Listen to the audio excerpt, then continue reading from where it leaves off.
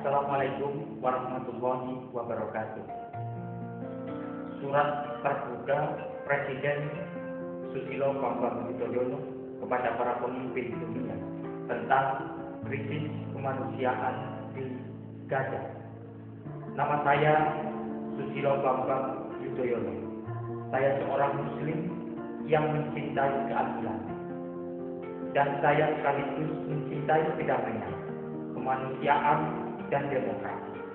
Hampir 10 tahun ini saya memimpin Indonesia, dan beberapa bulan mendatang saya akan mengakhiri tugas saya sebagai Presiden Republik Indonesia. Kemarin, setelah pagi harinya bersama rakyat Indonesia merayakan Idul Fitri dengan tenang dan damai, sebuah hari keagamaan yang agung bagi umat Islam. Panjang malam saya tidak bisa memejamkan mata saya. Melalui tayangan televisi nasional dan internasional, hampir setiap menit saya menyaksikan jatuhnya korban jiwa di Gaza akibat kekerasan dan aksi-aksi militer yang tengah berjalan. Hampir semua yang tewas dan yang luka-luka adalah mereka yang tidak berdosa, tidak berdaya, dan tidak bisa menyelamatkan diri dari dentingan peluru dan bom maut pencabut nyawa.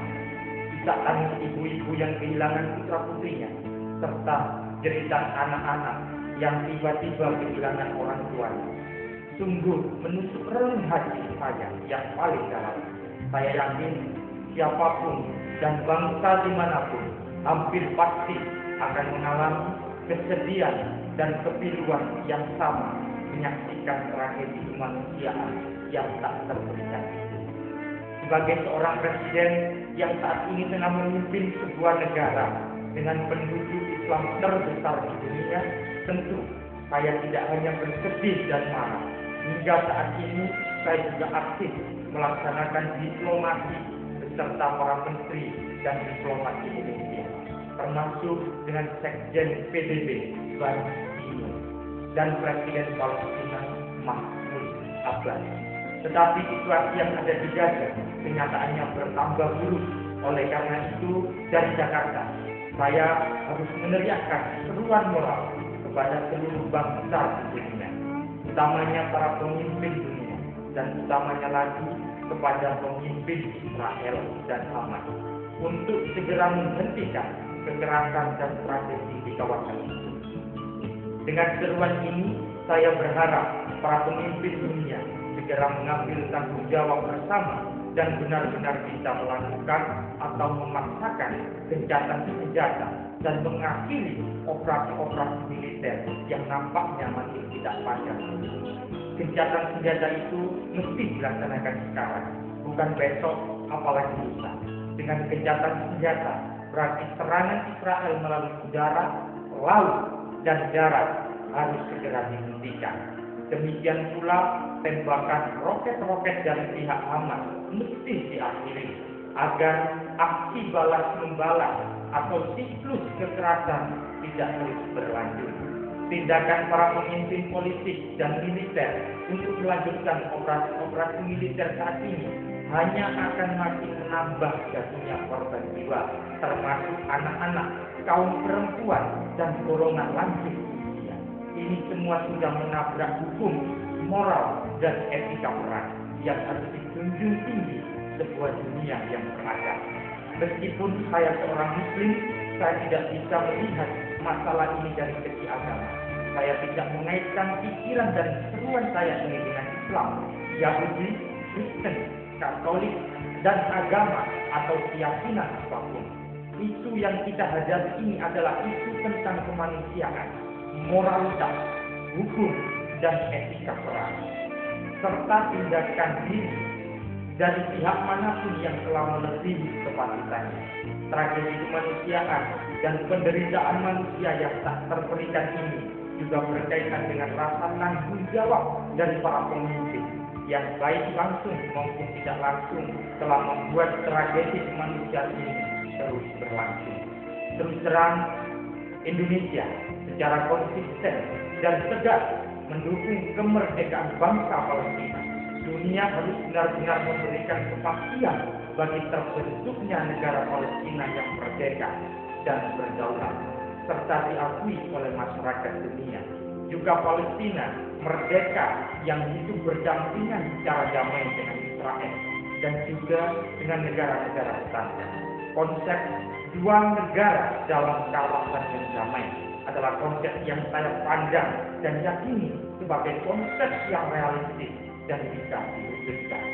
Dengan tontonan dan contoh buruk tentang konflik, perang, dan kekerasan sebagaimana yang kita saksikan saat ini, atau juga di tahun-tahun sebelumnya, maka anak-anak bangsa manapun, termasuk anak-anak muda kita, maka anak-anak bangsa manapun, termasuk anak-anak muda kita, bagai diajarkan, ya begitulah kehidupan di dunia yang mesti dijalankan. Padahal selama hampir 10 tahun ini, saya mengajak bangsa Indonesia, termasuk umat Islam Indonesia, untuk senantiasa mencintai perdamaian, persaudaraan, toleransi, dan kerukunan. Saya juga berjuang dengan gigih untuk memerangi radikalisme, ekstremisme, dan terorisme di bumi Indonesia. Saya juga aktif menyelenggarakan dan berpartisipasi dalam forum dialog antar agama dan peradabannya, baik di Indonesia maupun di berbagai forum internasional. Saya juga mengelopori dan memimpin penyelesaian berbagai konflik di Indonesia secara damai dan demokratis, termasuk konflik di Aceh, Papua, konflik komunal antar dan intra-agama, serta konflik kepentingan dengan negara lain, termasuk sengketa perbatasan dengan negara-negara tetangga. Saya juga berupaya sekuat tenaga untuk menjaga dan mempertahankan garis Islam Indonesia yang moderat, rukun, dan toleran.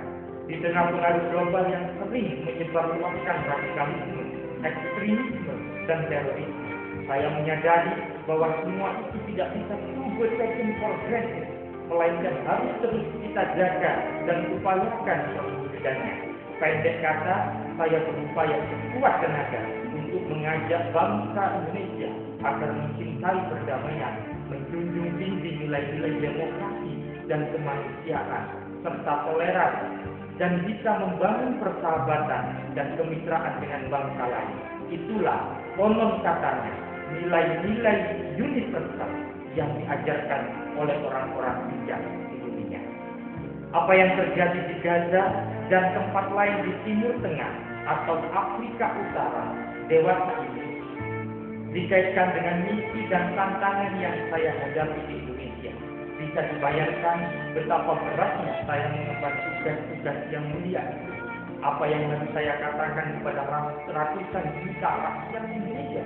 Bagaimana tidak makin muncul kelompok-kelompok yang radikal di negara kami dan bahkan juga di banyak negara, karena mereka merasa kalah dan dipermalukan, sehingga harus memilih dan menempuh jalannya sendiri-sendiri dalam memperjuangkan keadilan yang diyakininya.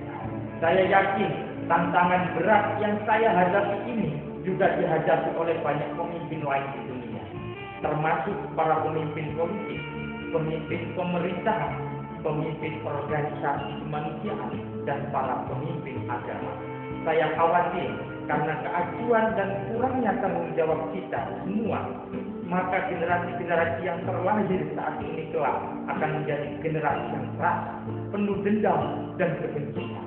Bisa-bisa pula menjadi generasi yang haus dengan darah dan peperangan. Kalau ini yang terlahir dan terjadi di abad ke-21 ini, maka terciptanya perdamaian dan keamanan internasional yang menjadi semangat dan jiwa perserikatan bangsa-bangsa hanya akan menjadi sesuatu yang sangat ilfil.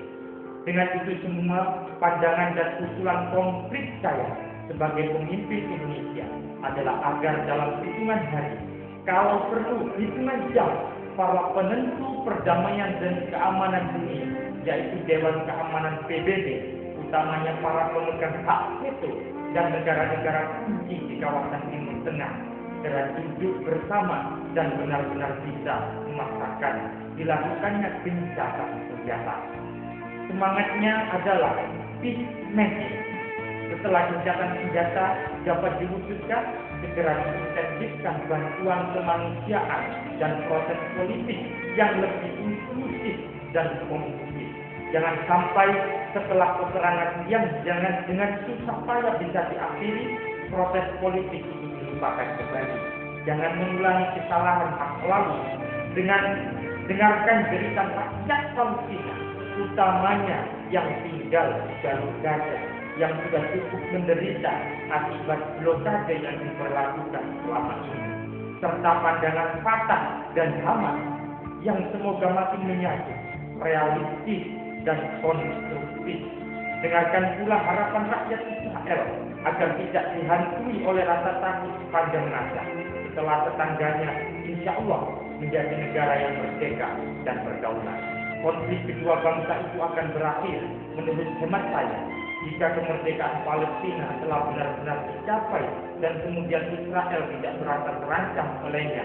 Tentunya Israel yang semakin memiliki hati dan semangat persahabatan dan bukan yang selalu bersikap superior karena merasa negaranya jauh lebih kuat. Negara lain juga harus peduli, tergerak dan ikut berkontribusi bagi terwujudnya cita-cita mulia ini. Indonesia menawarkan diri dan selalu siap untuk dilibatkan dalam proses pengakhiran tragedi kemanusiaan yang penting ini. Inilah saudara-saudaraku sebangsa, sedunia, peluang sejarah yang terbuka. Jangan kita sia-siakan agar kita tidak dikutuk dan disalahkan oleh generasi mendatang, oleh anak cucu kita. Selamat Idul Fitri 1435 Hijriah kepada kaum muslimin di Palestina. Semoga Allah Subhanahu wa taala senantiasa memberikan perlindungan dan pertolongannya. Juga salam damai dan persahabatan untuk semua umat beragama dan bangsa-bangsa sedunia. Jakarta, 29 Juli 2014. Presiden Republik Indonesia Profesor Dr. Haji Susilo